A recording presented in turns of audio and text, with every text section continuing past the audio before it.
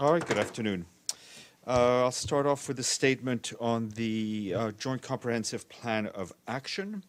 The Secretary General welcomes the second anniversary of the achievement of the quote-unquote implementation day under the Joint Comprehensive Plan of Action. And that was yesterday, January 16th. This marks another significant milestone in the historic agreement reached by the E3, EU+3, and Iran, and endorsed by the Security Council in its Resolution 2231. The JCPOA constitutes a major achievement of nuclear nonproliferation and diplomacy and has contributed to regional and international peace and security. The Secretary General remains convinced that the JCPOA is the best way to ensure the exclusively peaceful nature of Iran's nuclear program and to realize the promised tangible economic benefits for the Iranian people. He notes that the International Atomic Energy Agency has repeatedly confirmed that Iran is fulfilling its nuclear-related commitments under the JCPOA. The Secretary General calls for concerns The Secretary General calls for concerns regarding its implementation to be addressed through the mechanism established by the agreement. He believes that issues not directly related to the JCPOA should be addressed without prejudice to preserving the agreement and its accomplishments. And as you will have seen a bit earlier today, the Special Envoy for Syria, Stephane de Mistura, said that he today sent separate invitations to the Syrian government and the Syrian Negotiating Commission to a special meeting with the United Nations in the framework of the UN-facilitated Geneva political process, and that'll be on January 25th and 26th. Owing to logistical reasons, this special meeting will be held on the UN premises of the Vienna International Center in Austria. The Special Envoy looks forward to the participation of both delegations in this meeting. He expects that delegations will be coming to Vienna prepared for substantive engagement with him and his team, with a specific focus on the constitutional basket of the agenda to its full implementation of the Security Council Resolution 2254, and bearing in mind the parameters and observations he laid out in his briefing to the Security Council on the 19th of December of last year. As he prepares for the session in Vienna, the Special Envoy reiterates the view of the United Nations that any political initiative by international actors should be assessed by its ability to contribute to and support to the UN-facilitated Geneva political process and the full implementation of 2254. Staying on Syria, the UN in Syria has issued a statement today urging all parties inside and outside of the country to prevent further violence and enable humanitarian organizations to access and assist people in need. Escalating violence in Aleppo, Damascus, Dara, Deir ez-Zor, East Ghouta in rural Damascus, Hama, Hasake, Idlib, and Raqqa has resulted in the deaths and injuries of hundreds of civilians, including many women and children. Meanwhile, the UN and our partners are increasing the humanitarian response in the northwestern area of Syria following an influx of tens of thousands of newly displaced people due to increased fighting and heavy aerial bombardment in southern Idlib, in northern rural Hama, and in southern rural Aleppo. Since the 15th, some 212,140 men, women, and children have been displaced in Idlib. Many of those have now been displaced more than once and are scattered across open areas in the central, western, and northern parts of the governorate, including around overcrowded informal sites. Pierre Krahenbuhl, the Commissioner General of UNRWA, confirmed that the U.S. government yesterday announced a contribution of $60 million in support of the agency's work.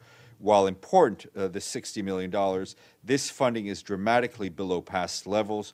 The U.S. contribution in 2017 was above $350 million. Mr.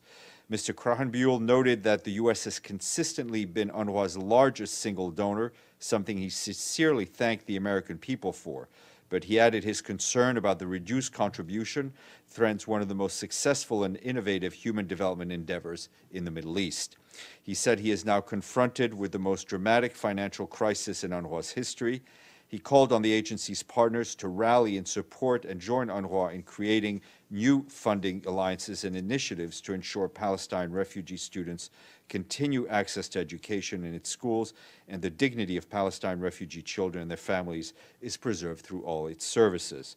Mr. Kranbuhl will launch in the next few days a global fundraising campaign to capture the large-scale commitment to keeping UNRWA schools and clinics open through 2018 and beyond.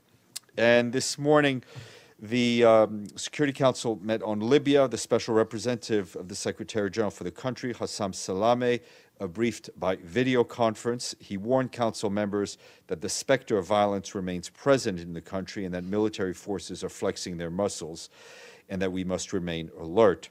He added that he said the fragile and shaky status quo is not sustainable and that Libya needs a competent and efficient government that can deliver public services to people in desperate need. Amending the Libyan political agreement is the most appropriate means to achieve this endeavor, he added.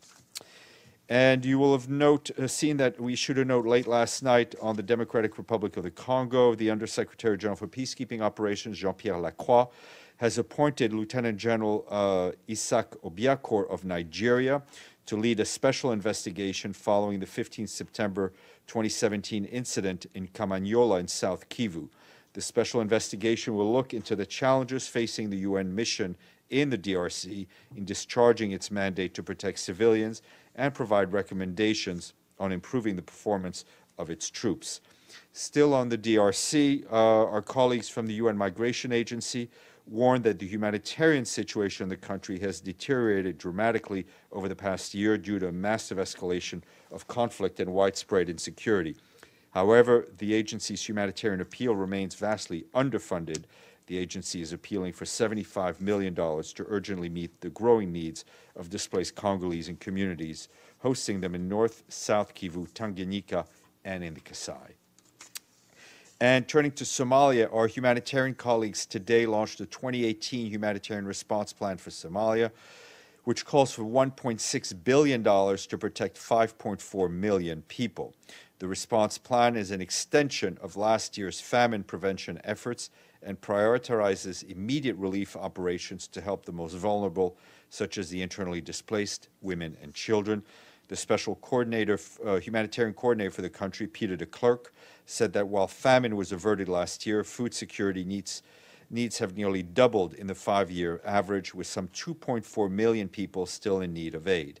An estimated 1.2 million children who are projected to be malnourished this year. He called for continued support and for immediate and long-term needs of the country. More information available online. And the UN office in Myanmar said it is following with concern reports of violent clashes between the police and protesters in Rak-U in Rakhine State. The UN office deplores the loss of life and injuries that have been reported. It urges respect for the right of peaceful assembly and freedom of expression and calls for the security forces and demonstrators to act with restraint and avoid further clashes.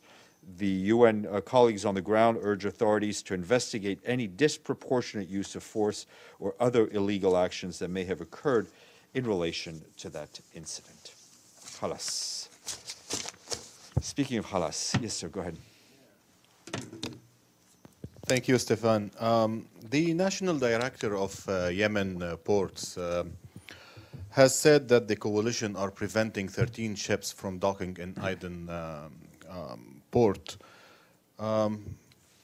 Has the UN been informed about this incident, and do you have any position on that? Well, obviously, we'll look into this particular incident. I had not been briefed on it. We have been working with the coalition to ensure the best possible flow of aid, not only on humanitarian ships, but almost more importantly on commercial ships, as you know, as Yemen is really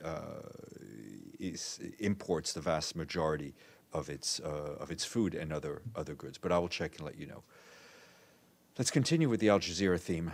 A question about your announcement about the Geneva process continuing next week in Vienna, and it's back to the old question about Sochi, because this is now taking place on the 25th and 26th, and unless you've heard anything from the Russians, I understand that for now, Sochi is still on the 28th.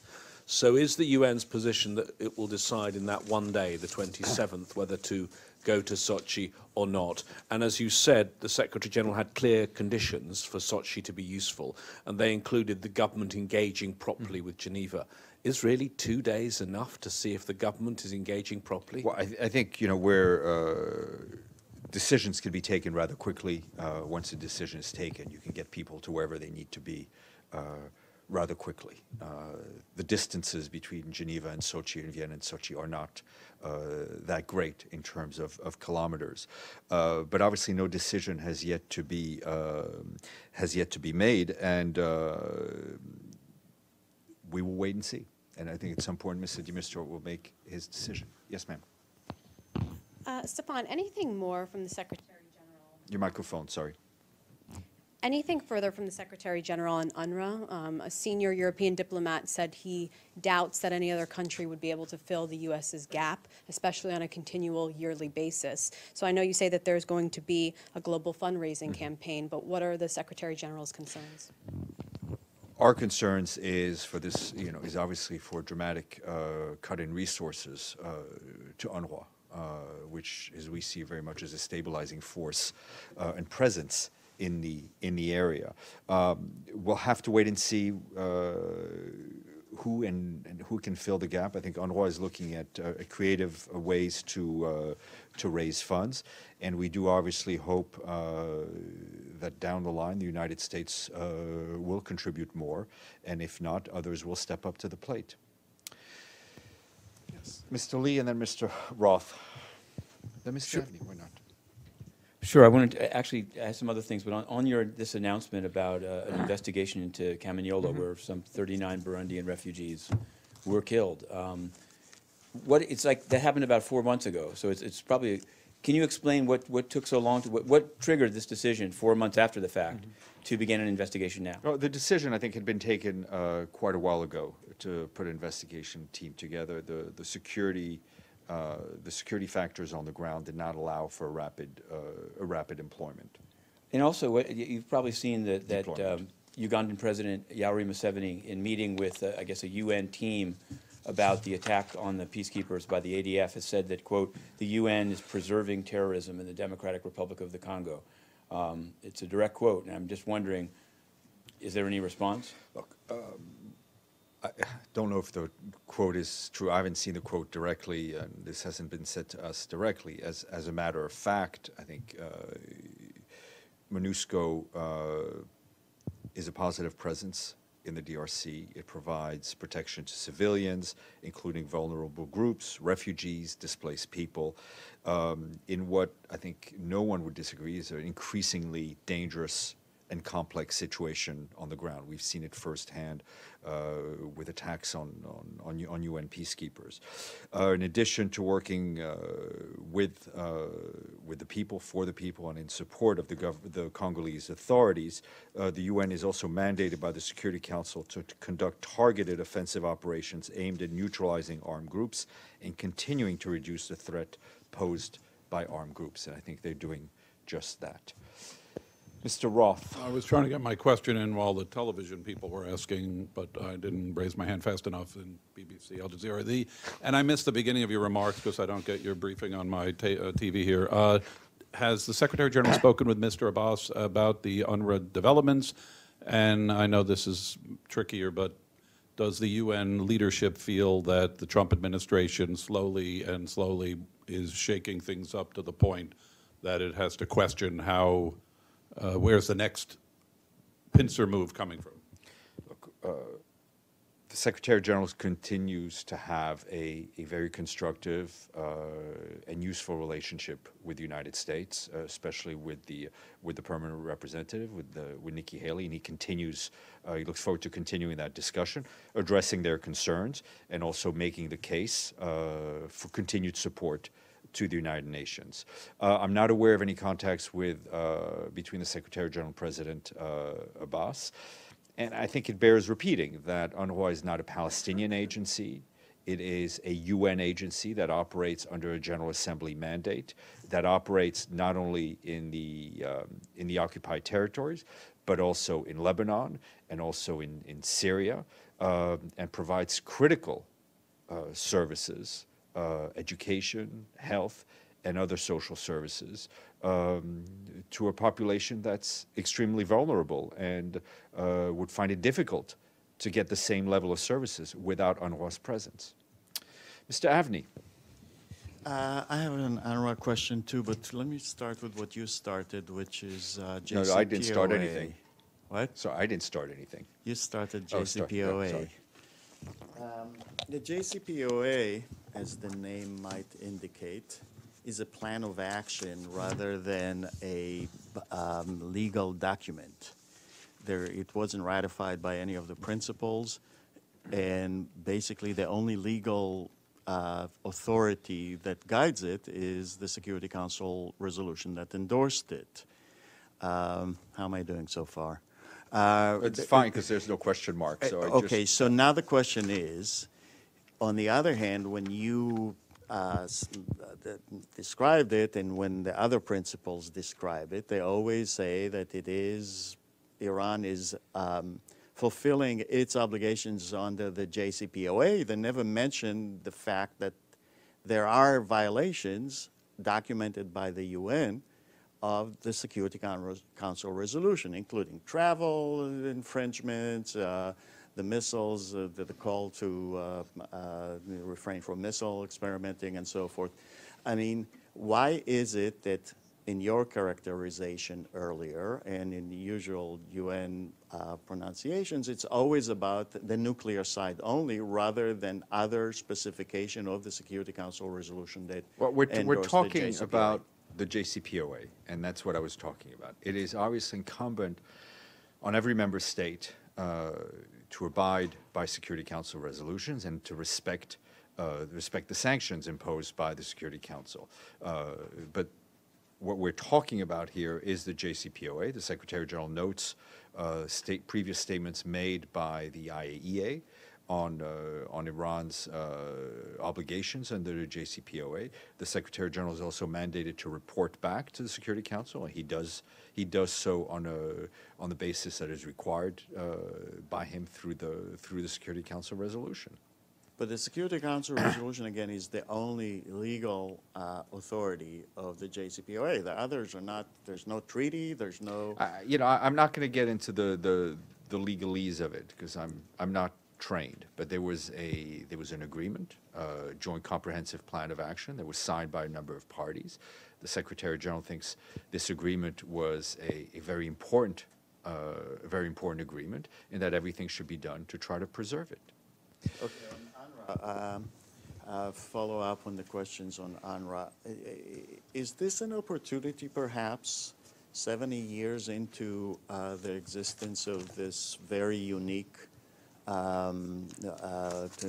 agency to re-examine its goals and the way it works and its premises? For example, you didn't mention Jordan as part of it, but Yes, that was a mistake. And but there are most operations of the UNRWA clients or patients or whatever in Jordan are also Jordanian citizens. Why wouldn't Jordan take the responsibility? The same with the Palestinian Authority. Is it an opportunity here to re-examine how UNRWA works and maybe perhaps make some minor or major changes?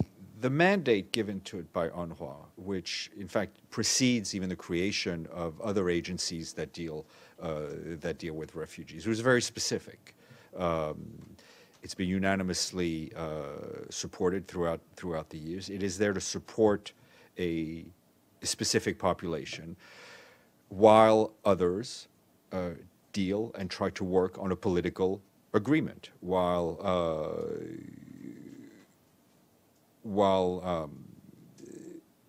the political agreement is created that will deal with the refugee crisis, that will deal with the Israeli-Palestinian conflict. UNRWA is not a political organization.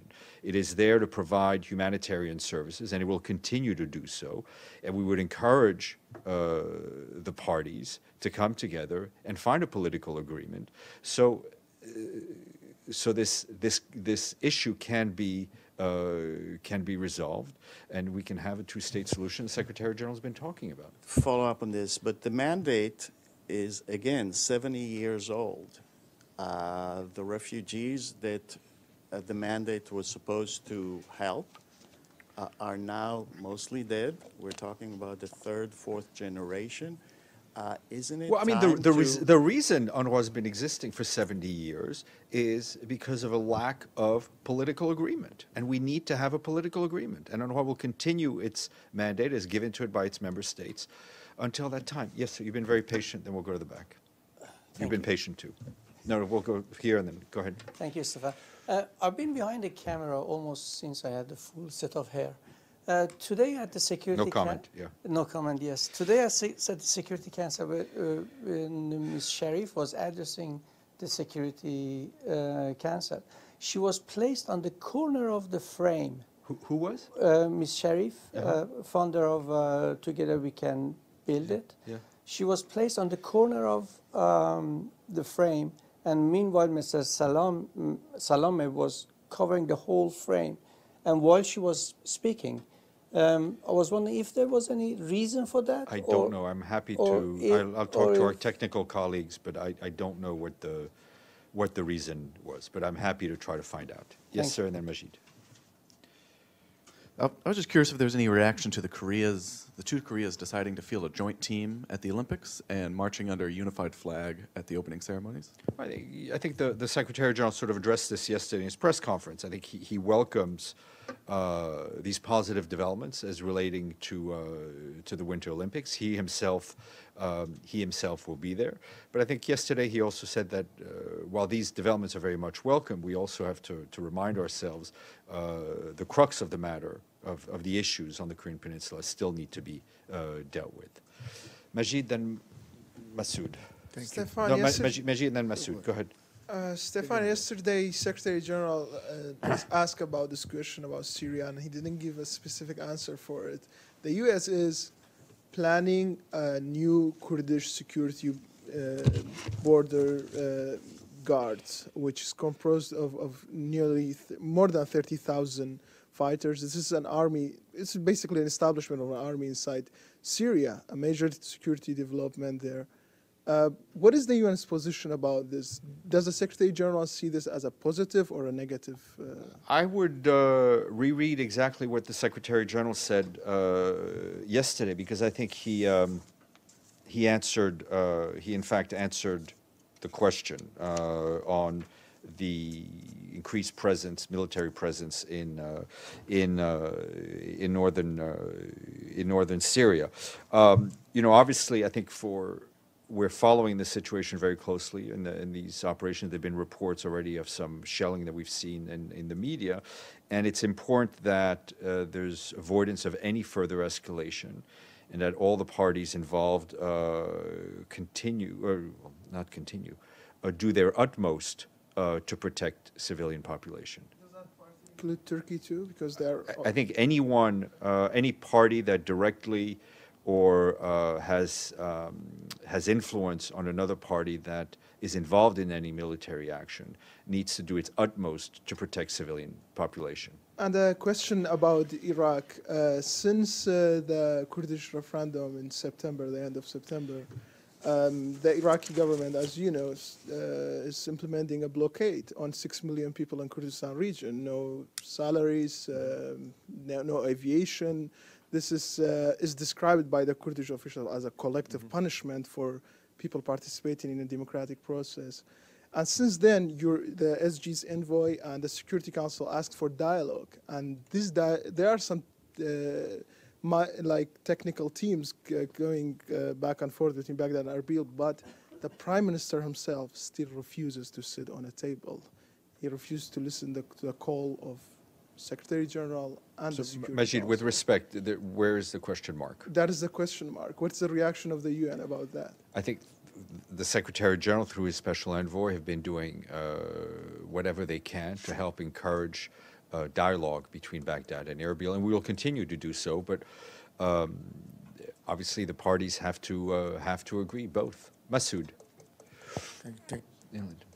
This on Yemen and the Saudi Arabian charges and the Saudi lobby charges that the Iranians have been funding these Houthi rebels and Houthi organizations within Yemen to inflict this damage over there. Has that been, what do you call, investigated by the United Nations? Have they determined that, in fact, that is going on? Well, my understanding is that the various sanctions, the Sanctions Committee on Yemen has issued a number of reports, and I would encourage you to contact them. Ms. Fasulo. One more question. Yes, sir. Yes, sir. Can you give me, is there finally a figure on how many Palestinian children Israeli jailed? The last figure was 450. I don't have an update. You're welcome also to check with our human rights colleagues if they have one. Ms. Fasulo. Thank you, Steph. Regarding the Secretary General's participation at Davos, I was just wondering, given all the high-level government leaders, civil society, business leaders, are there any plans in terms of the Secretary General meeting with specific people?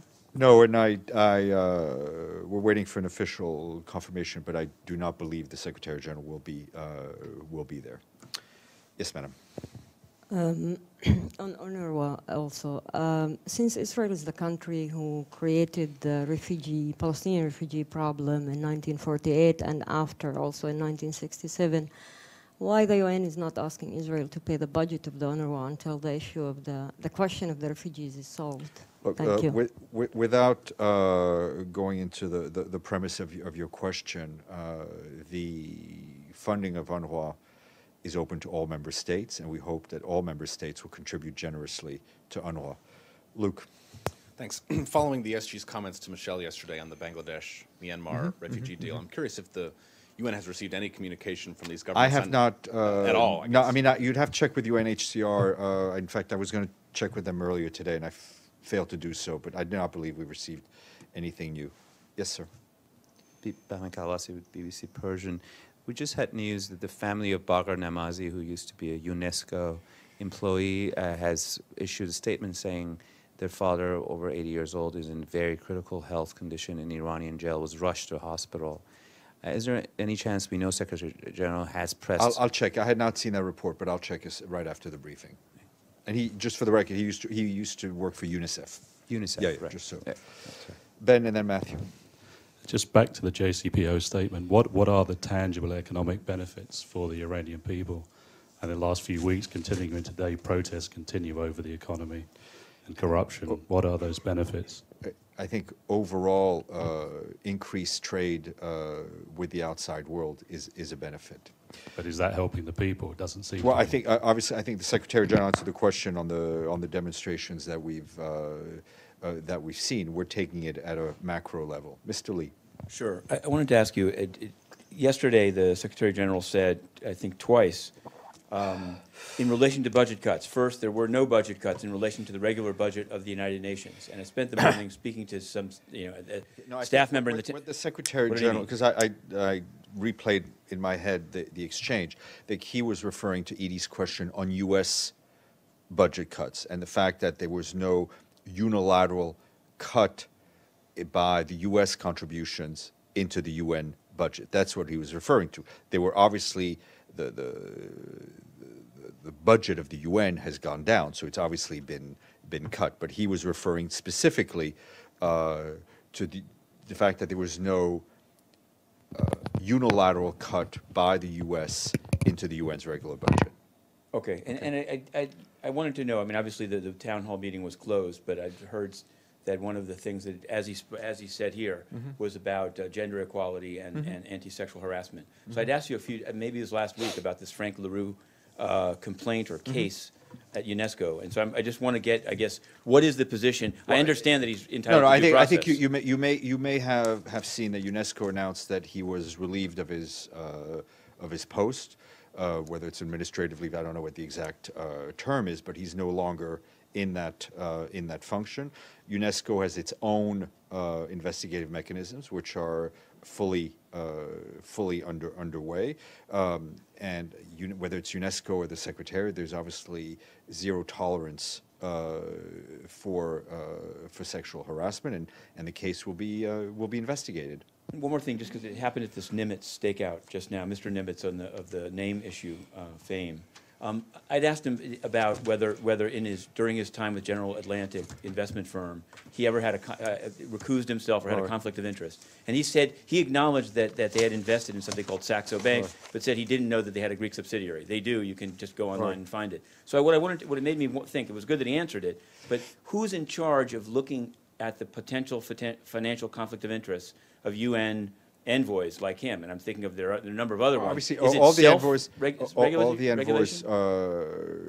deal with the ethics office. They are given advice. They ask questions, and obviously, we expect them to ensure that there is no conflict of interest. And I think Mr. Nimitz was very open and transparent in answering his question. Also made the point that he no longer works for the company. Right, I agree. But it leaves me with the question: if he tells the ethics office, my firm at that time invests in Saxo Bank, who's the one that's supposed to just do a Google search to find the subsidiaries of Saxo Bank and find that one is in Greece? I think I don't know about this particular case, but obviously our colleagues also look into each individual case.